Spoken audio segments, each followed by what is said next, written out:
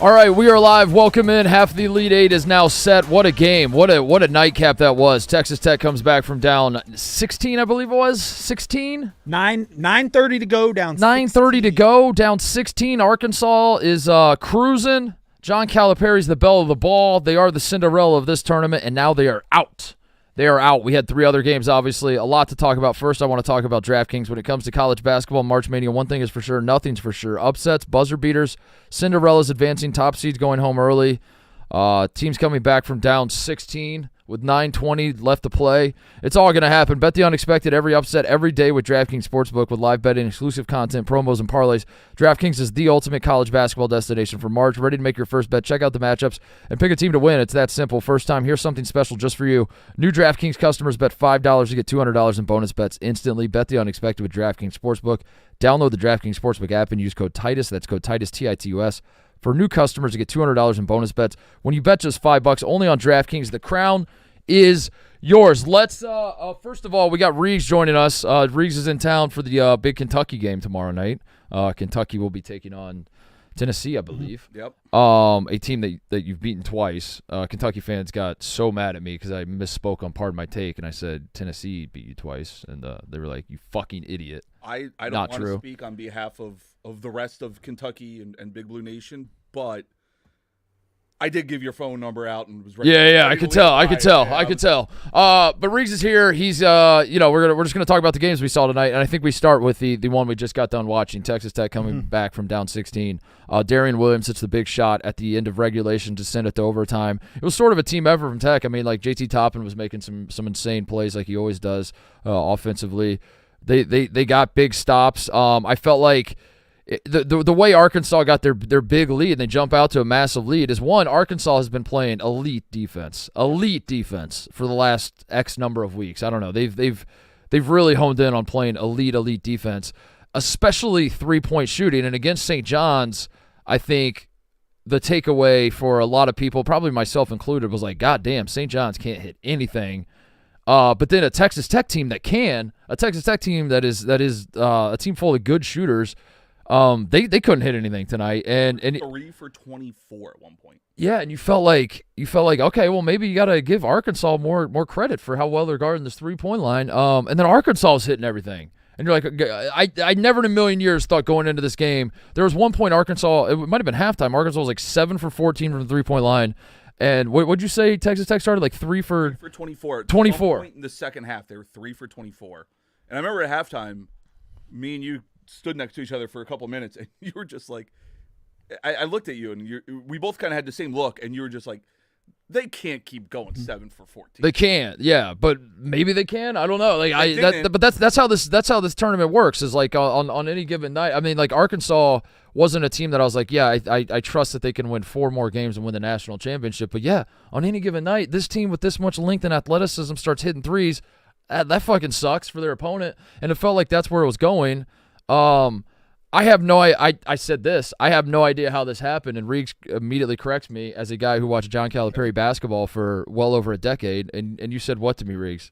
I can tell you exactly how that happened. Like, I've seen this story, not to the degree of like a 16-point lead at the Sweet 16 being blown, but he takes the ball out of the air with right around the 4-minute mark. He goes into his stall type offense, which is typically just, it's the 2 guys here, and he just runs them around, and that's all he does. And then he hopes that they hit enough shots and the defense just carries them. The problem is this Arkansas team can't really score. Like John L. Davis, I think he had 30. He was awesome tonight. Yeah. So he was hoping that maybe he bails him out, or DJ Wagner bails him out, and then all of a sudden you look, and that lead goes to 6, and it goes to 3, yeah, and it keeps, it cuts down, and then just a smile on my face. The end of the game when John Calipari had a timeout, didn't call timeout. DJ Wagner thought he was calling timeout, was going nowhere, and there was 7 seconds on the clock. That's the big that's the big talk. I mean, they blew the big lead and obviously lost the game. But that's the talking point, right? Is the no timeout. Yeah. And I'm not even anti. Like, I don't believe that you have to call timeout. To set up a play. Right. I actually prefer go And then if something's not there in the split second, you call timeout. That's exactly right. Like and 3-4 seconds ago. in that situation, that's exactly right. There were 7 seconds left when Darian Williams hits the shot, and Arkansas gets it out and pushes it up the court. And the second you're on the sideline as the coach and you see that there's resistance, and you're like, our guy can't just put his head down and either get to the rim or kick it out or something. There's just no flow to what's going on. You call timeout right away. I thought it looked like Cal was waiting for him to make a play, and the player was waiting for Cal to call the timeout. And there was just no cohesion of what happened there. And then it was an embarrassing bad shot at the end. It was. Cody, what's up? You want him to pull his mic closer? Pull your mic closer, Reeves. It was the last 6 years. That's why Kentucky fans were ready to run John Calipari out, because we've seen that story. Now, it was mostly against mid-majors, but we've seen that story. We've seen that end-of-game situation time and time again.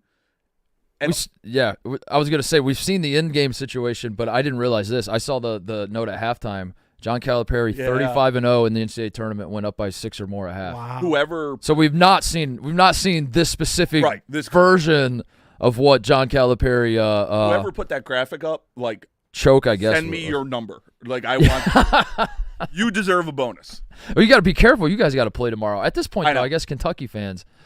I guess Sweet 16 in year 1. That's we can talk about that tomorrow. later, but we can talk about that tomorrow. But this Texas Tech team and Chance McMillan, I guess, is just never coming back. I thought there was pun intended, I suppose, a chance he might play in this one, just based on me wanting him to play. I think that was ultimately my source on that, was just I really want him to play. Just please play. So I have no idea if he's coming back or not. I don't know if this Texas Tech team is, elite, but all year, really, maybe not all year, but for the last couple months, as we're trying to draw these tiers, and basically, I've said it over and over, and I'm not the only one. Everybody's a broker. Reeves, you think it, Tate, you think it. Everybody that's been following the sport says it. It's a very top-heavy year, and when you're trying to draw the line of the haves and the have-nots, Texas Tech has put my brain in a pretzel, because I feel like they have one foot in both camps, and there are some nights where I'm like, yes, this team can definitely win a national championship. There are other nights where I'm like, I don't know if they have enough offensive creativity. It's just they're shooting a ton of threes, and I do like that. But JT Toppin's great, but do you have the guard play? I guess it'd be Chance McMillan. He's not I don't know. There's a lot of. I really like their freshman guard. I think Anderson can change. And I agree with you, because it was always who can win a title? We started listing teams. You get to Texas Tech, and somebody would be like, and it's then you look, they're they're 8th in Ken Pom and 2nd in the Big 12 standing, and they just keep winning. They keep winning. They have, like I said, I know Darian Williams had the end of regulation and obviously the game winner. He was the clutch guy, so to speak. But it felt like it was a team effort. It really felt like the whole comeback. It wasn't like they were just riding one guy. You might, we'll talk about this game in a second. But Arizona, for example, was just Caleb Love, not a solo effort. You understand how this works. You reduce it down to this, but Caleb Love's carrying Arizona. It didn't feel like that with Texas Tech. It really truly felt like a team effort, and that's the reason you get excited about this team. Of course they're going to be underdogs against Florida. Of course, moving forward, probably every game that they stick around in this tournament, they will probably be underdogs. But I have no choice but to believe Texas Tech. Texas Tech, if they can guard and they tightened it up down the stretch. Their offense is good enough and balanced enough that I don't think Texas Tech on a neutral floor is going to be favored against Florida or Duke or Houston or any of these teams. Can they beat them? Yeah, I think they can. With the Condon injury. Yeah, that's we'll get into that too. But I guess it kind of goes hand in hand now. But if Condon's hurt, obviously, let's just say we assume Chance McMillan's not going to play. You get JT Toppin, we saw Florida's defense, if they get a little bit of foul trouble, their big start, you can kind of take advantage of that without Condon or whatever version of Condon we get. Yeah. Yeah, John Calipari. I want to dunk on him and laugh at the I mean, that's an all-time collapse. at the all-time collapse, and rightfully so. It was really, really bad, and I do think that his mind, he's like, oh my God, I'm the fucking man, and like year one, I'm going to go to the Elite Eight with the 10 seed and yada yada yada. Put the nails in the but coffin. Think about John, where they were. there. They were up 16 with 9 minutes to go. They're finally starting to get healthy. Like Thero comes back, plays 5 minutes tonight. Boogie Flan's back. They finally have this team. It's like, wait, can this team actually? You slowly, there was. I won't lie. There was a moment when they were up big, like round 16 or whatever, when I had a serious discussion in my own brain. Can they actually do this? Like, not just win this game. Like, obviously, like, from the product you were looking at. Holy fuck! Can they actually win the national championship? Because they have like you mentioned, the athletic wings. Those are the type of guys that like he would have at Memphis that would just offend the shit out of guys. And then you take a John L. Davis or, a Boogie Flame with that NBA talent. Drive and kick. And it's there. And, I got a lot of worrisome texts from friends over right around that time. Being It wasn't even just a 16 under 10. They were up 10 points with 3:30 to go in the game. Crazy. You can't lose a game up double digits. 6 with a minute to go. Brazil's hitting threes, like he's blossoming as of late. Like he's become like a knockdown shooter. John L. Davis is like you said, scored 30 points, and suddenly like the flaws, the things you looked at with Arkansas, and you're like, that's gonna hold them back. That's gonna hold them back. That's gonna hold them back. Like throughout this tournament, up until the collapse, obviously, you're like, I guess maybe they've addressed or like they've it was obviously temporary, but you're slowly like, oh my God, is this? Are they putting it together at the right time? And yeah, I thought they were. I thought like there's just no way you're going to lose that game. Texas Tech looked like they could not get anything going. Arkansas was suffocating them when they were trying to shoot threes, because that's how it's JT Toppin and 3-point shooters, and that's basically what their offense is for the most part. And they're just suffocating the 3-point shooters. And then every so often they'd get an open look, and it felt like Texas Tech would blow those as well. And you're like, this just isn't going to work out for them. But to their credit, what a comeback. What an exciting comeback. Incredible game. We needed that game. We needed incredible overtime. game. We needed that. First overtime? That was the first overtime we got in the tournament.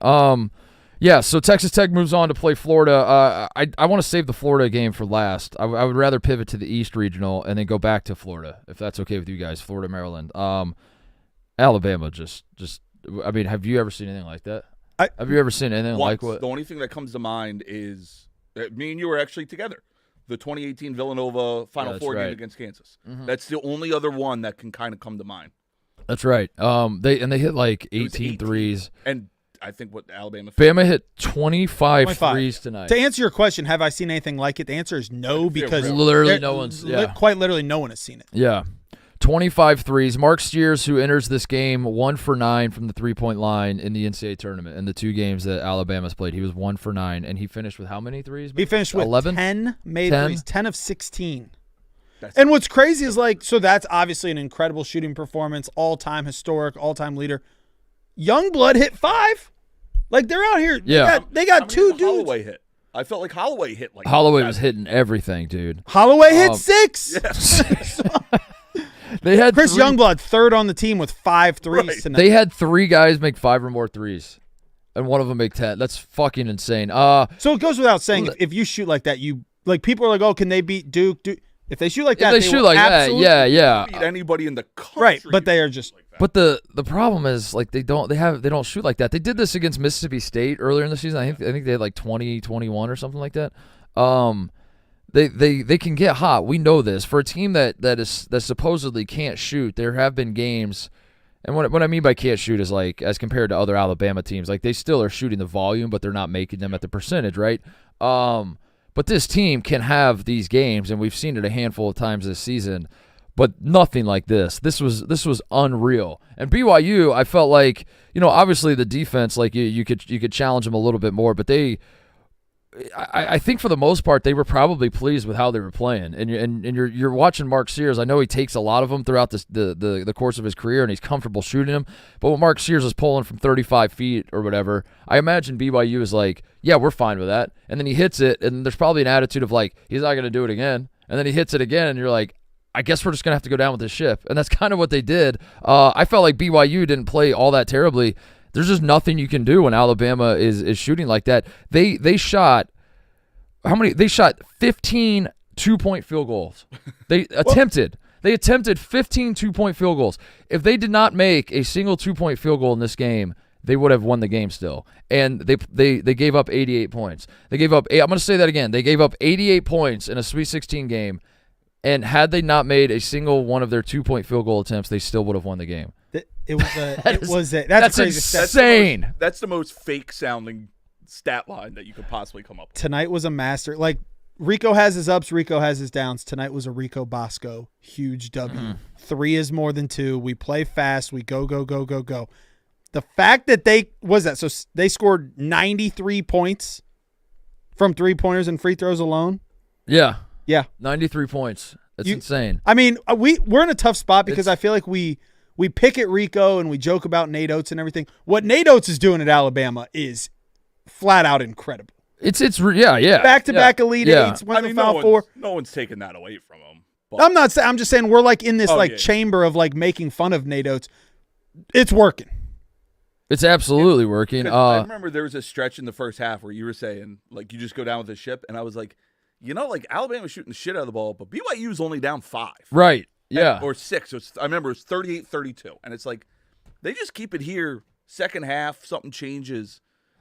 And the next thing you know, you blinked, and it was a 17-point game. The BYU couldn't hit from outside. Yeah, that was like this was like the all-time make shots game where it's just like they still scored 88. You line them up, you put the balls on the rack, and you say, "All right, everybody take 23s and let's count them up at the end." And that's basically what this game turned into. And Bama broke the record for most threes made in an NCAA tournament game, and there was like 7. It was like right after the under 8 timeout. There was still like 7:30 left in the game, and they broke the record. That said, we got to say it real quick.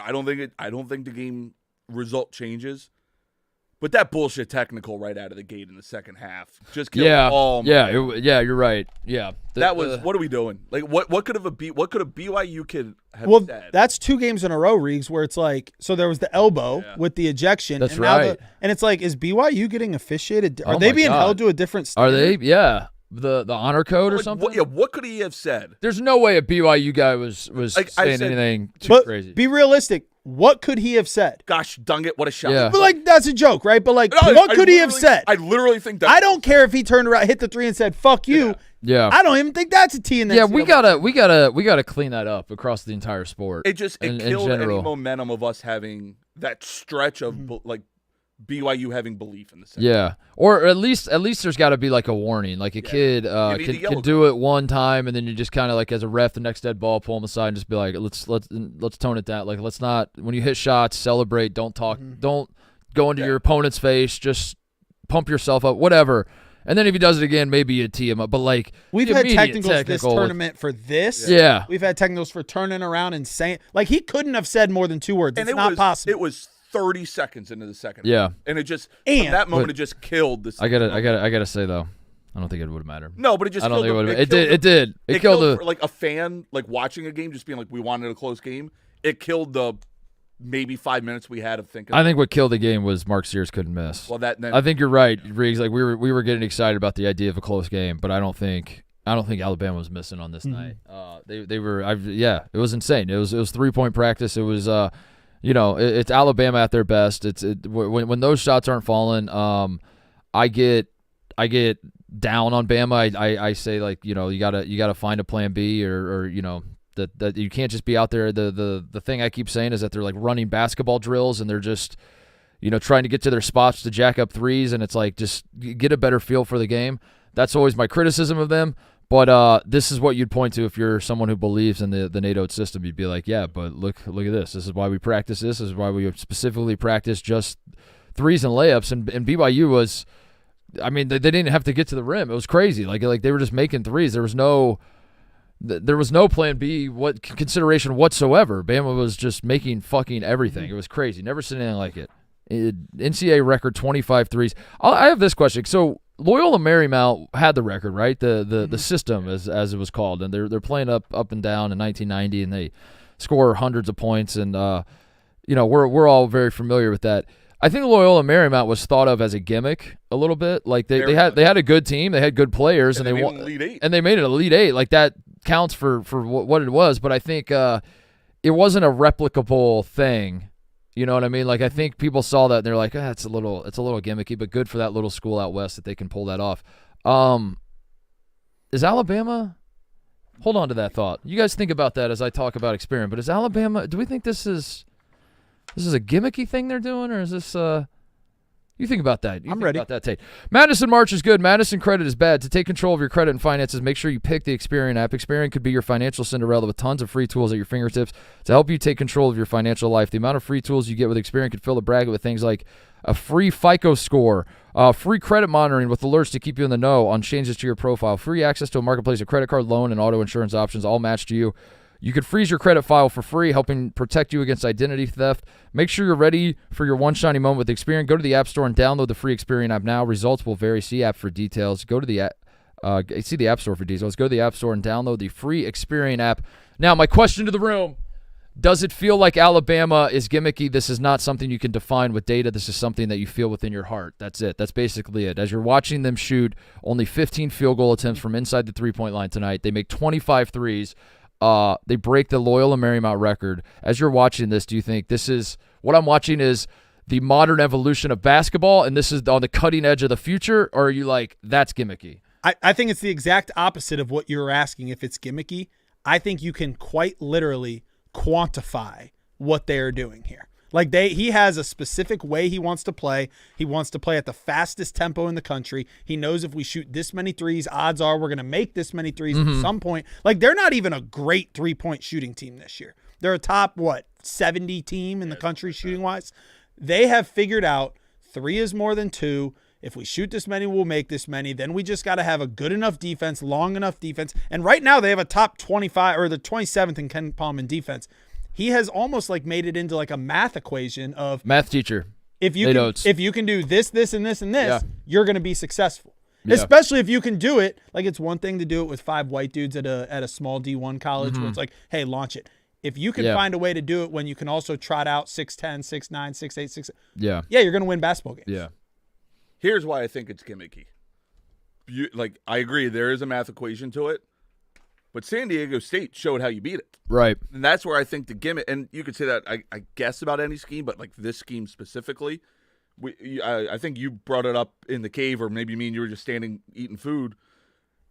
2 years ago, San Diego State won by simply running them off the three-point line. Yeah. And taking away the rim, and they had an elite shot blocker, and just said, shoot the mid-range. I'll never forget it. And they refused to do it. It was a legacy bracket for me. I picked Bama to win it all, and I remember thinking, like, I'm staking my basketball reputation on this, and I need Bama to win it all. And I watched that San Diego State game in disgust. Yeah, and that's where I vomited into a trash If you can. refuse to take what's given to you, then it becomes a little too gimmicky.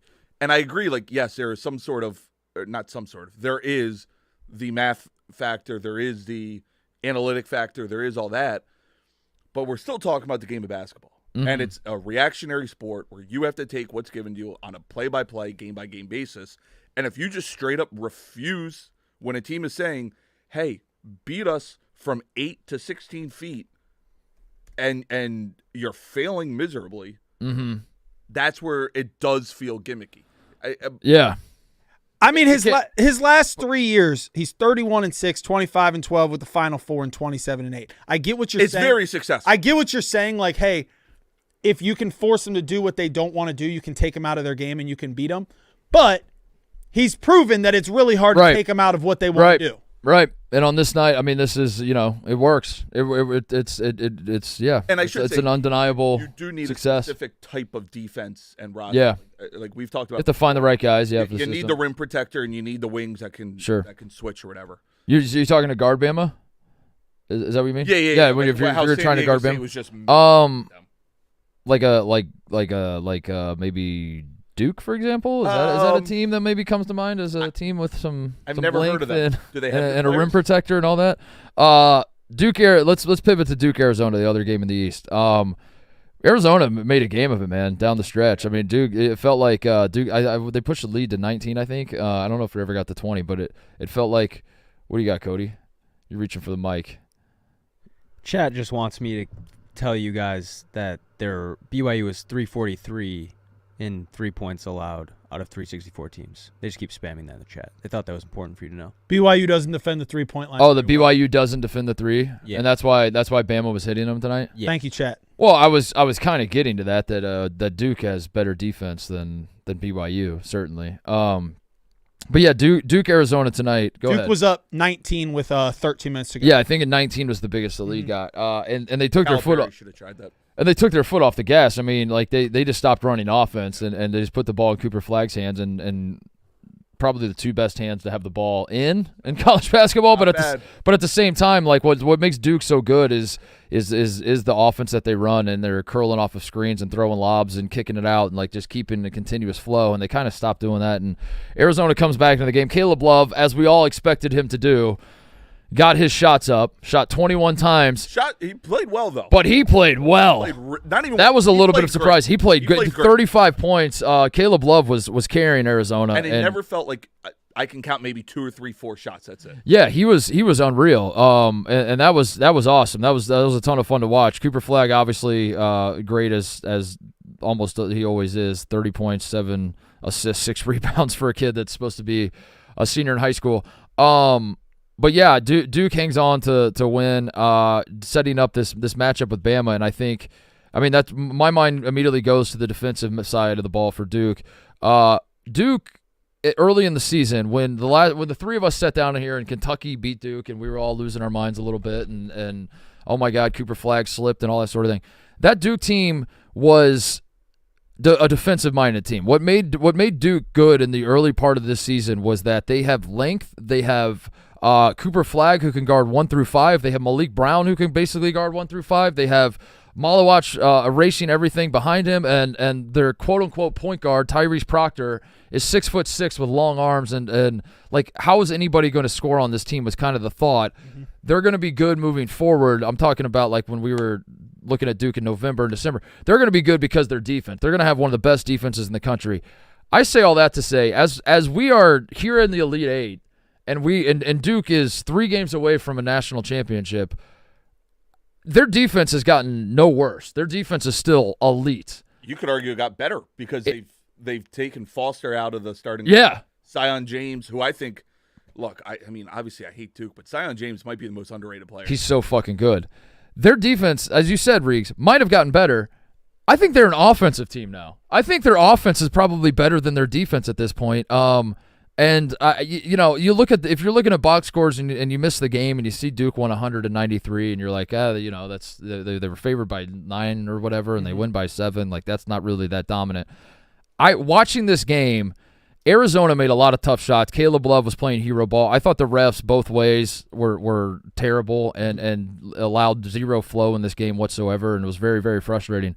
But if you just if you make a supercut of all of Arizona's makes and all of Duke's makes, Duke's looks so easy. Well, they move the ball, they pass it here, Cooper Flagg draws a double, and then next thing you know, it's an alley-oop dunk, or it's like a wide open 3 for Zion James. Like, in Arizona was so much harder, I felt like, especially in the first half as it was back and forth and up until the very last minute of the first half where Duke hit a couple threes to take a lead in the half. It was basically tied throughout the first half, but I just kept watching it thinking, God damn, the way Duke is scoring seems so much easier than the way Arizona is scoring. So, I'm fascinated for this Duke-Alabama matchup because, on a night where Alabama hit 25 threes and literally set an NCAA record, and we've never seen anything like it in the history of college basketball. In that same arena, I was like, I don't even know if Alabama had the best offensive performance. Up until Duke let their foot off the gas, it was fucking crazy how they were shooting like 60-some% from the field,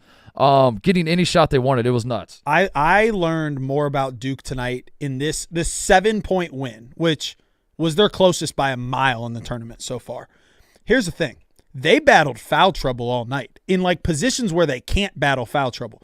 Malawach picks up too early. They put in this Ngangba, who then is It's just another Malawach. Yeah, and then he gets his fouls, and then they've got to go to Malik Brown, and then Malawach picks up 2 more, and then Ngangba fouls, and Knippel's been playing with 4, and Sion James and Proctor have 3, and they're in this like monstrous foul trouble situation. Meanwhile, Arizona's shooting 46% from 3, and Caleb Love is lights out. Like, this should have been the path for Duke to lose. They're in big trouble. The other team's shooting well. The other team's having a lights out performance, and they were still dominating. And it just doesn't make sense how that happens. And yeah, it got close at the end. They kicked the shit out of Arizona for about 75%. There was that stretch where it was like, okay, they're just on a different level. Yeah. Counterpoint of what, like how Duke doesn't lose that game with the blueprint. Cooper Flagg goes 27-6-6. That's how good he is. With all that going on that I just talked about, the one consistent was Cooper Flagg was out there, and played 37 minutes. There were, I would say, 2 or 3 plays that really stuck out to me. The very end of the first half where Love shot it with like 7 on the clock, and then Flagg drills the 3 to push the lead to 6 at half. And then there was a stretch when Duke pushed the lead up to 19 where Flagg turned into the facilitator. Yeah. And it was alley-oop to, I believe, Malawach, and then he had that kind of, I don't know if it was technically a no-look, but the kick to the corner for James. Yeah. And that was just, oh, shit, that's what they can do. Uh-huh. And do we have a cold-ass white boy matchup for you? Grant Nelson versus Cooper Flagg? Oh, my God, I guess we do, yeah. I guess we do. Yeah, I mean, I like Cooper Flagg in that matchup. I probably right, like but Cooper it's Flagg, but you're gonna have to, throw Con Knippel in there as well, man. Yeah, I was just thinking Nelson dunk. But yeah, Nelson's nasty. This Duke team, I get it, Riggs. You're a fan of a team that already beat Duke this year and all that, and both of you have at different times gotten on me for the glazing of Cooper Flagg and this Duke team, and my excitement for watching them play basketball has spiraled out of control. I won't apologize for it. They are so fun to watch. I think they have a chance. And again, I'm not trying to prematurely crown them. We have to play these games, and by God, they could lose to Alabama. They could lose to They could lose to just about any team that's left in this thing. And I would not be stunned. I would be a little bit surprised depending on the match, but I wouldn't be stunned. I think they are in a position to be considered one of the all-time great teams. That doesn't mean the best team of all time. That doesn't mean I think Duke is the talent that they have. And they have very little weaknesses. And like I said, they're in my estimation, when Duke is like locked in and is given full throttle, they're not in foul trouble and everybody's healthy and all that, and it's just full throttle defense. I think they have the best defense in the country, and I think their offense might be better than their defense. I don't know. I'm a runaway train with Duke hype right now, and having said all that, like I think they match up well with Bama. I don't know what the answer is though. If Mark Sears is just going to shoot 35-foot threes and hit them, I don't know how you really guard that, but Duke does feel like a team that is perfect for guarding Bama because they have perimeter defenders. They can switch everything. And I know that, they switch everything. I know that Arizona hit a lot of threes tonight, but I don't think Duke. I think Duke can pressure. Like they'll know that Bama's not going to shoot any mid range. Like we said, they're just going to extend out, pressure, and then have like Cooper Flagg or Malawach or Ngangba or whoever else just erase everything behind them. I think it's going to be a fascinating matchup though because Alabama always finds a way to get their shots though. It's just a matter of whether they make them, but they will find a way to get their threes off, and if they make 25, right, we might have something. I do have a question for both of you, but I'll start with you, Titus, as the number one Duke laser in this room. This is kind of where Shire, like the people that have been like, okay, can he do it? Can he do it? Yeah. We've seen him in the tournament. Tennessee bullied him in the Sweet 16. Right. NC State, they kind of did the same thing where it felt like they took the gas, off the pedal a little bit. They did it tonight. Yeah. Do you get scared that they tighten up a little bit or slow it down too early or do one of those things? Because it's a small sample size, but that's kind of been his MO in the tournament. Yeah. I think Cooper, or does Alabama help them with their style of play? I think Alabama helps him because like Duke is going to be fine running up and down, and Duke has like I said, Alabama in Alabama's locker room, they're like, we have the best offense in the country, and Duke's locker room is like, no, you don't. No, you like, and Alabama's going to say we're going to run because that's what Alabama likes to do, and Duke's going to say we would love to run with you. This will be awesome. We'll have a great time running with you. But the reason I hear your criticism, the reason I think I trust him is Cooper Flagg. I think Cooper Flagg is just wired differently. I think he's a fucking competitor and crazy. And I think, of course, there's a way Alabama beats Duke. Alabama doesn't need a miracle, but Duke, unless Duke gets in foul trouble or Alabama can continue, they don't have to make 25. But Alabama shooting lights out from three. I don't really see a formula for how Bama's going to win this, Like they're going to have to get in foul or injuries, like obviously somebody gets banged up, which people are going to take the wrong way and think I'm saying that Alabama doesn't have a chance. That's not what I'm saying. I'm saying that I think Duke is considerably better, and Alabama's going to need some things to break their way. Yeah, to answer your question, Reegs, I know that every year is a different team, completely different everything. But point being, you talk about coaches when it comes to pro, and their exits that you talked about, they lost 65-52 to Tennessee. They scored 52 points. Tennessee. Kyle Filipowski and Cooper Flagg are two very That's different. That's what I'm saying, which is fair. Very different They scored mindsets. 64 points when they got beat last year. Yeah. One, it's a different team, but two, I just love the idea. Alabama's going to try and run them out of the gym, and I think Duke is totally okay with that. This is just, and we talk about it in college basketball. It's such a coach-dominant sport that we talk about them, and this feels like the major hurdle for Shire right now isn't the title necessarily. It's, can he win this second weekend game when he has the better team? Yeah, playing against it, and it's unfair to say Bama is like NC State or even Tennessee, but against a team that he's going to be favored against, expected to win, and it comes down to that 8-7 minute mark, and you have that 6-point lead. What do you do? And again, all hypothetical, but this is where we are in year 3 of Shire without a doubt his best team though. Yeah, without a doubt. And I think that's what gives me confidence. And also, you trust, like it is, I don't want to dismiss the first 2 years of him in the NCAA tournament, but at the same time, he's a young coach, and maybe, before you let the cement dry on some of these narratives, you give a guy enough time to like learn from his mistakes and look back on the first 2 years and say, I should have done this differently or whatever. He's 37 years old, But yeah, I mean, if they come out and Alabama wins by 15, I think there's going to be a lot of questions about John Shire. You know what I mean? Like, I think if this is a case where like, they pull Cooper Flagg with like 4 minutes left because the game's over and he's just sitting on the bench with a towel on his head and just staring off into the abyss. If it's one of those scenes, then yeah, I think it's fair to be like, John Shire, what the fuck? How did you? How did you blow this? Because of what happened tonight, where they let Arizona kind of. Yeah, they did. Yeah, I mean, that was undeniably. They undeniably let their foot off the gas, and it wasn't just that Arizona was coming back. Like, if you're watching the game, like there's no cutting, they just completely changed their offense. One more thing on Duke, we forgot to talk about this last Duke game. Tyrese Proctor, who wasn't particularly, he didn't really do a ton tonight, but 7 points. His first 2 games, I just wanted to shout him out for that, because that's what makes his Duke team so good to me, is like, you can just have a night where like Tyrese Proctor's like, yeah, I'm just gonna get a kind of hangover here all night. And like, yeah, that's fine. We got Cooper to carry us. We got he was really good. And then Tyrese Proctor will show up. The first 2 games he was lights out. One of the best. 19. Then he had 25. Shot 90% from the field.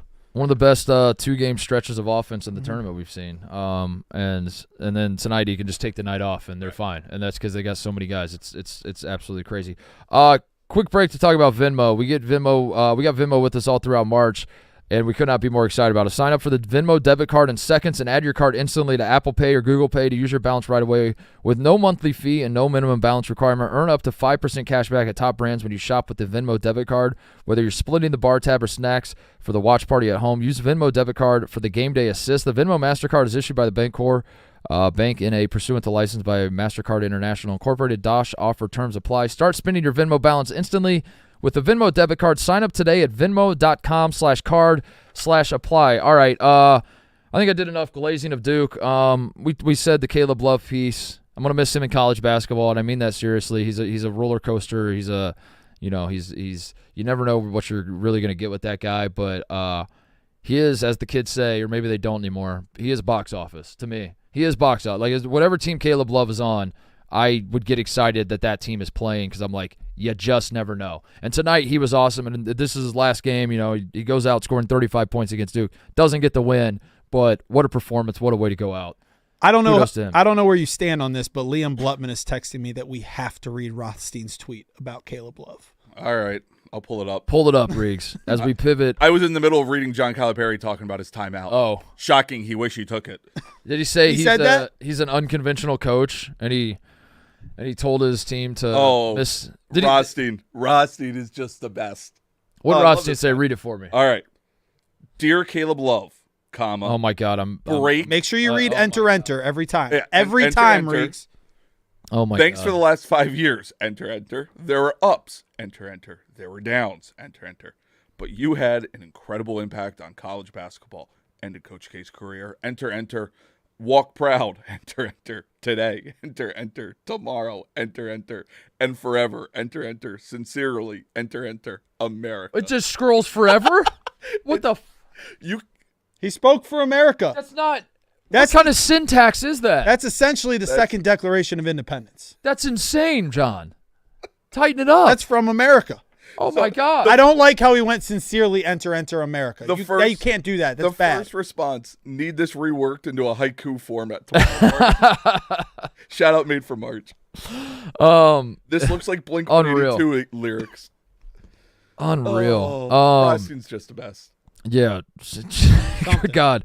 Shout out to Caleb Love. I mean, yeah, I guess John Rothstein. He was awesome. John Rothstein said it better than I could. So and he was awesome. And shout out, he was awesome this entire tournament. This wasn't a one-off for him. Look, the whole story with him and Duke obviously was a thing. And me and you joked about it before the game, trying to guess how many shots he'd get up. Yeah. And frankly, he should have shot more. He probably should have. Yeah. He was very efficient tonight, and what a way to go out. All right, enough about Duke in Arizona and all that. Let's pivot to the back to the West and talk about Florida, the team that I think DraftKings has the second best odds behind Duke to win the national championship. A team that a lot of people are very hot on. Beat Maryland going away. I don't know really what to take from this Florida game. I think Maryland is the bigger story in a lot lot and by a lot of ways I mean really just one way. I mean, more specifically, it's really just one way. With Kevin Willard's situation going on, but Florida, turnovers were kind of the story for Florida in this game. If you're picking nits, and yes, they won by 16, and yes, they're marching on, and they're going to be favored against Texas Tech, and I think we are kind of on a collision course of I don't know, maybe 4-1 seeds in the Final Four, or maybe we're going to get the Florida Duke championship. I don't know yet, but it does sort of seem that way. I will just continue to say, like, I love Florida as much as everyone else. I just if I was Todd Golden, if I was someone within the Florida program, I would have some sort of sense of like, boys, we need to tighten it up a little bit, just a skosh of like some of these because they had 17 turnovers tonight, and it wasn't just that they had them. Right. If you were watching, it was just the dumbest turnovers, and I feel like unfortunately this is not entirely uncommon with them. And yes, they won by 16, so you're like, well, what's the issue? That's the biggest problem. But I need them to iron this out, because I agree with what everyone else is seeing. When Florida is rolling, oh my God, they are. I think if Florida's playing their A+ game, and Duke's playing their A+ game, like I don't know what the scenario. Like there's a world where like Duke could play pretty well and still lose to Florida if Florida's playing and somewhat comfortably. Yeah, like Florida, when they're good, they're very, very good. But oh my God, for a team that is that good, some of the turnovers like really concern me, to be completely honest. And I still like the team, but that was my takeaway, which is unfair for a lot of people that are probably Florida fans. Are like, what the fuck, we won by 16. Like you said, Tate, I think that's the reason you want to bring it up, because you're like, I know you think that everything's perfect right now, but you got to tighten this up a little bit. It's a tough spot because, let's be honest, they beat what? UConn, they beat Norfolk State, and they beat Maryland. UConn and Maryland, good teams. No one's saying they were ever going to win the national championship. But they're winning these games with obvious flaws. But then it's tough because at some point, and I sound like an old man, but it's like, hey, in practice, this ain't going to work in the Final Four. This ain't going to work against. But I'm officially at the point where I think the best two teams in the country are both on the other side of the bracket. I think Duke and Houston. I think Houston's the best team in the country. Yeah. They would both. I think they would both beat the Auburns and the Floridas because they would expose these weaknesses that we're seeing from them. Yeah. But since they're so talented, they're still winning games. I think Houston would shut down both of those teams. And I think Duke is just as talented as those teams, but they do things more crisp, more efficient in a better way, and they play better defense. And it's interesting, like today, it was close the entire first half. Mm-hmm. And part of the reason they won by 16 is Florida's just a better version of Maryland. Right? They both run two bigs with the three wings, guards, however you want to classify, positions of basketball today. Florida has a bench, Maryland doesn't. Florida shoots it a little bit better consistently than Maryland. Derek Queen is the best big out of them, but like the depth that Florida's just Maryland but better. Mm-hmm. So if you do have this B type game, even flirting with like a C with the turnovers, you're just going to win that because you're you just have better right. players. And that's where it's like, okay, if this happens now against Texas Tech, if you have these sloppy turnovers and 17 turnovers, and like you said, it was just like a pass from me to you here, and they're just throwing it to Tate. Like, it's just it's and they do it often. And I think you guys brought it up when they beat UConn, and Walter Clayton had that pass late in the second half where he just kind of like. Yeah, it was like a hook shot, like over his skip pass. It was like no look, but that was, to be completely honest, when I was doing the All-American team and I left Walter Clayton off the first team, that's the kind of play that I have in my mind. Is like I feel like he's been doing that all season. Now I will say, the second we put that show out, Walter Clayton went on an all-time tear. He didn't play particularly well tonight, but he has been red hot. And boy, I obviously wish I could walk that one back. He's been, like the second we put, maybe he listened to the show. Maybe that's what happened. Walter Clayton was like, I'm gonna use this as fuel. But like that was my rationale behind it. Was like I of course, dude, when Walter Clayton's hitting shots, like he's the best player in the country, really. Mm-hmm. But he just has some boneheaded plays from time to time, and I think that like, and it's all of them, like trickles down to all of Florida, And now Condon's banged up, and who knows how effective he's going to be when they play Texas Tech. And he could not catch a pass today. Yeah, like even pre-ankle injury, he was catching the ball in the paint, and whether he tried to dribble, he'd bring it down low, he'd just fumble it around. Mm-hmm. It was like, again, they won easily in the second half, but it was a sloppy win, no matter how you look at it. It's in the eye of the beholder. If Florida wins by, I feel like they didn't really play that well, and it's on the one hand, it's like you won by 16, so that just shows how good they are, that you can not play that well and still beat a team that's people have been saying has the best starting five in the country. That's been a common thing people say about Maryland. You beat them by 16. I mean, that's a good spot to be in, not playing well and beating them by 16. The other side of the coin, though, is you're about to go into the Elite Eight, and you're now really, this is that 2 games in a row you haven't quote unquote played what like your top level that you ever. This is the time where we want to see what you have, the best that you have, and UConn was a little dicey. They needed to pull that one out late, and now Maryland they had 17 turnovers and are really really sloppy offensively.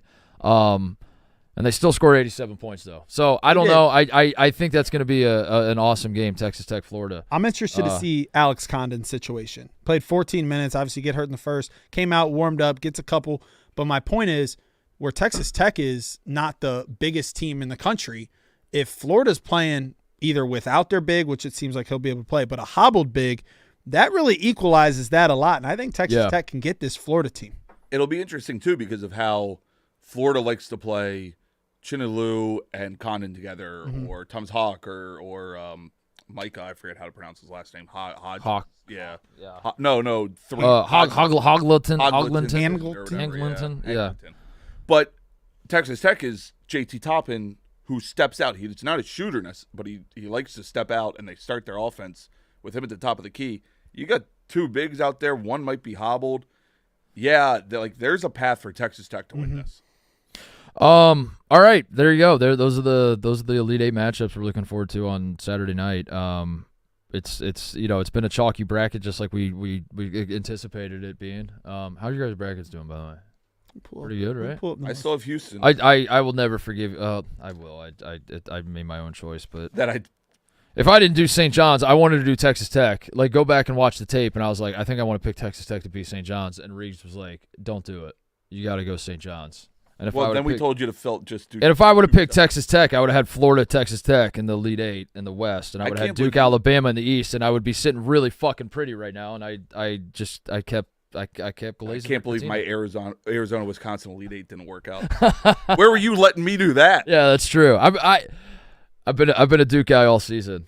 Your problem is that Kentucky beat Duke early in the season. You're like, they can't be good. We beat them. We already handled. Well, I was more just trying to find the one seed not to make the Elite Eight, and I was just like, well, I think it's the best team in the country. Florida was hot, and I just didn't like Auburn. All right, so big day tomorrow: Auburn, Michigan, Ole Miss, Michigan State, Houston, Purdue, Kentucky, Tennessee. Kentucky, Tennessee is probably going to be the best game of the group. I think Ole Miss, Michigan State is super interesting to me. I think this Ole Miss team, if they continue to shoot the ball the way they have been, they're very, very dangerous. And they are now in the position to be the Cinderella now that Arkansas is out. Ole Miss is the lowest seeded team, and Michigan, is probably telling themselves as much as that they're a 5 seed going up against big bad Auburn, number 1 overall seed. So Houston's playing a road game. Yeah. Which I don't think will matter at all. I think they'll just crush. Yeah, no, but it's just. I don't think, but it's like the 1 seed. And also like Houston, if you win these next 2. You get a home game for the Final Four. Like that's so that's the trade-off. Just get through this, and then we have a reward for you at the other side, which is you get to basically be you get a home game for the Final Four in the national championship. Kentucky, Tennessee thoughts really quickly go and get out of here. First, I hate it being in a football arena. Play basketball in basketball stadiums. Not even in the good it's in the side football. It's it's not even like put it in the middle of the football arena. They have a curtain like it's an old game when we were growing up. Yeah, like I don't like that one bit. I'm petrified. I'm absolutely petrified because it's Kentucky, Tennessee, and Kentucky has kind of owned Tennessee lately. I think we're 8-4 in the last 12, excluding the 2 this year. But my mind can only think bad things right now. Yeah. I think that's going to be the best game. I think the 2 South games I would describe as interesting. I'm not ready to commit to saying that they're going to be awesome, but like I wouldn't be surprised at all if Michigan and Ole Miss both won, really. Houston, Purdue, I don't think it's going to be a good game at all. I think this is a horrendous matchup for Purdue. Yes. I think this is the exact type of makeup of a team that gives Purdue fits, gives Braden Smith fits, gives Fletcher Lawyer fits. I think Houston will just chew Purdue up and spit them out. I don't know. That's how I see that one going. But like you said, it'll be a home game for them, so we'll see. All right, we'll be back tomorrow night. After all these games to talk about them. Thanks for watching. Thanks for listening. Thanks to Reeks. You're going to be back tomorrow night as well. Yeah, I'm here all weekend. Yeah, here all weekend. We got 12 teams left. How's the Tarred and Feathered, by the way? I think I'm safe. Yeah, you had Maryland, Goodbye, Maryland. Right? You're safe. I'm safe because I had Wisconsin. I should be good. We have Kentucky, Purdue, and Ole Miss left. They are Kentucky, Purdue, and Ole Miss are on our list of cross off. Those are the only 3 teams left. So you could be safe tomorrow night, and then it's all on Cody. Kentucky, yeah. If all 3 of them lose, we could be safe tomorrow night. That'd be a damn shame. That would be a damn shame if Kentucky, Ole Miss, and Purdue all lost tomorrow, and then we're good. And then Florida. And then it's all on Cody, who picked Florida. Dumbass. I already said it couldn't be done, so I think we're good. All right, Cody, give us a roast. Go. Man, a lot of people in the chat were asking for a roast. Go. I only wrote down one thing. I know you wrote something. Up. Go for it. You guys see this Villanova coaching situation? Yes. Yeah, we did. Kevin Willard, more like Kevin Will already leaving. All right, that's a show. Cody, all right, see you guys. We'll be back tomorrow.